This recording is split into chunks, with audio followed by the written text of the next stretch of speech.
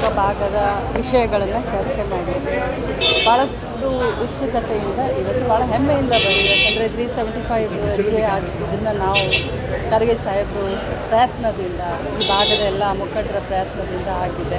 So ಕಲ್ಯಾಣ ಕರ್ನಾಟಕದ ಅಭಿವೃದ್ಧಿಯೇ ಒಂದು ಮುಖ್ಯ ಉದ್ದೇಶ, ಅದು ನಮ್ಮ ಧ್ಯೇಯ ಅಂತ ಹೇಳಿ ಇಡೀ ಸಂಪೂರ್ಣ ಕ್ಯಾಬಿನೆಟ್ಟು ಎಲ್ಲ ಸೆಕ್ರೆಟ್ರಿ, ಕರ್ನಾಟಕ ರಾಜ್ಯ ಸೆಕ್ರೆಟ್ರಿಯೇಟ್ ಇವತ್ತು ಕಲಬುರಗಿಯಲ್ಲಿ ಬಂಧನ ಮೇಡಮ್, ಮುನಿರತ್ನ ಬಂಧನ ಬಗ್ಗೆ ಕಾಂಗ್ರೆಸ್ ಷಡ್ಯಂತ್ರ ಮಾಡ್ತಾ ಇದೆ.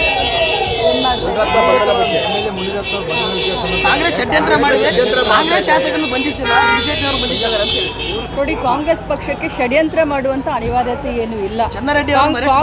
ಕಾಂಗ್ರೆಸ್ ಏನಾದರೂ ಷಡ್ಯಂತ್ರ ಬಿಜೆಪಿಯವ್ರ ಥರ ಮಾಡಿದರೆ ಜೈಲ್ಗಳು ಸಾಕಾಗ್ತಾ ಇರಲಿಲ್ಲ. ಷಡ್ಯಂತ್ರ ನಾವು ಮಾಡಿದರೆ, ಷಡ್ಯಂತ್ರ ಮಾಡೋದು, ಸೇಡಿನ ರಾಜಕಾರಣ ಮಾಡೋದು, ಇದು ಬಿ ಜೆ ಪಿಯವರ ಕರಗತ, ಅವರ ಧರ್ಮ ಅಧಿಕಾರ, ಅವರ ಜನ್ಮಸಿದ್ಧ ಅಧಿಕಾರ ಅಂತ ಬಿ ಜೆ ಪಿಯವ್ರದ್ದು. ಕಾಂಗ್ರೆಸ್ಗೆ ಇದನ್ನೆಲ್ಲ ಮಾಡುವಂಥ ಅವಶ್ಯಕತೆಯೂ ಇಲ್ಲ, ಅನಿವಾರ್ಯತೆಯೂ ಇಲ್ಲ. ನೋಡಿ, ಅದು ನನಗೆ ಗೊತ್ತಿಲ್ಲ. ಆದರೆ ಒಬ್ಬ ಮಹಿಳೆಯ ಬಗ್ಗೆ ಅವರು ಮಾತನಾಡ್ತಾ ಇರುವಂಥ ಭಾಷೆಯನ್ನು ನಾನಂತರೂ ಕೇಳಲ್ಲ. ಆದರೆ ಕೆಲವರು ಹೇಳಿದ್ದಾರೆ ನನಗೆ, ಜಾತಿ ನಿಂದನೆ, ಒಬ್ಬ ಮಹಿಳೆಯ ಬಗ್ಗೆ ಮಾತನಾಡೋದು, ಅದು ಮಾಜಿ ಮಂತ್ರಿಗಳು. ಸಭ್ಯತೆ, ನಮ್ಮನ್ನು 1000 ಜನ, 1,00,000 ಜನ ನೋಡ್ತಾ ಇರ್ತಾರೆ. ರಾಜಕಾರಣಿಗಳು ಅಂತಂದರೆ ನಮ್ಮನ್ನ 100 ಜನ ಅನುಕರಣೆ ಮಾಡ್ತಾ ಇರ್ತಾರೆ. ನಮ್ಮ ಜವಾಬ್ದಾರಿ ಏನಂತ ತಿಳ್ಕೊಂಡು ನಾವು ಮಾತನಾಡಬೇಕು, ಏನು ನಾಯಿ ನರಿಗಳಲ್ಲ. ಒಬ್ಬ ಹೆಣ್ಮಕ್ಳ ಬಗ್ಗೆ ಮಾತನಾಡಬೇಕಾದ್ರೆ ಭಾಳಷ್ಟು ನಾಲಿಗೆಯನ್ನು ಬಿಗಿ ಹಿಡ್ಕೊಂಡು ಮಾತನಾಡಬೇಕು. ನೋಡಿ, ನಮ್ಮ ರಾಜ್ಯದಲ್ಲಿ ಒಂದು ನಿಮಿಷ, ನಮ್ಮ ರಾಜ್ಯದಲ್ಲಿ ಸುಮಾರು 60,000 ಗಣೇಶ ಉತ್ಸವ ಮಂಡಳಿಗಳಿದ್ದಾವೆ.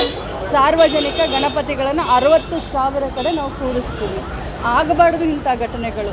ನಾನು ಯಾವುದೇ ಕೋಮಿಗಾಗಲಿ ಯಾವುದೇ ಜಾತಿಗಾಗಲಿ ನಾನು ಸಪೋರ್ಟ್ ಮಾಡೋದಿಲ್ಲ. ಯಾಕಂದರೆ ಸರ್ವಧರ್ಮ ಸಮಬಾಳು ನಮ್ಮ ಕಾಂಗ್ರೆಸ್ ಪಕ್ಷದ ಧರ್ಮ ಅಂತ ಹೇಳ್ತೀವಿ.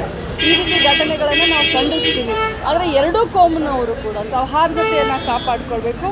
ಪಕ್ಷಾತೀತವಾಗಿ, ಜಾತ್ಯತೀತವಾಗಿ ಯಾರು ತಪ್ಪಿತಸ್ಥರಿದ್ದಾರೆ, ಯಾವುದೇ ಕೋಮಿನವರು ಇರಲಿ, ಅವ್ರ ಬಗ್ಗೆ ಕಠಿಣ ಕ್ರಮ ನಮ್ಮ ಸರ್ಕಾರ ತೆಗೆದುಕೊಳ್ಳುತ್ತೆ.